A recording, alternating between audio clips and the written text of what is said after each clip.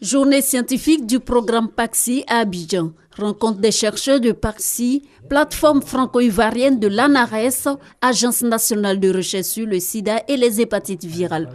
Tous les 2 ans, ils se retrouvent pour présenter les résultats de leurs travaux en vue de son application pour améliorer la santé des malades.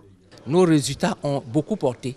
Nos résultats ont contribué aux recommandations de l'Organisation mondiale de la santé en matière de lutte contre le VIH-Sida, la prescription des médicaments, la prévention, la PTME. Grâce aux travaux et aux politiques publiques qui ont été faites, l'incidence du VIH-Sida a considérablement diminué dans votre pays.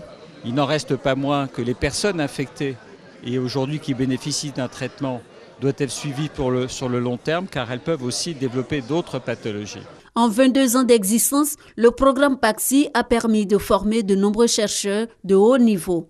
Pour préserver ses acquis en Côte d'Ivoire, un centre de recherche sur les maladies infectieuses verra bientôt le jour.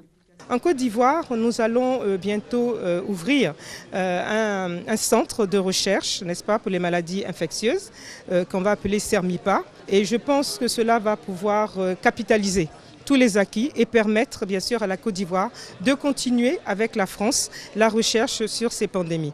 Lors de la clôture de ces journées scientifiques du programme PAXI, le professeur Jean-François Delfraissy est distingué dans l'ordre du mérite de la santé. Ce chercheur est honoré pour ses actions en faveur de la lutte contre le sida et les hépatites en Côte d'Ivoire et dans le monde.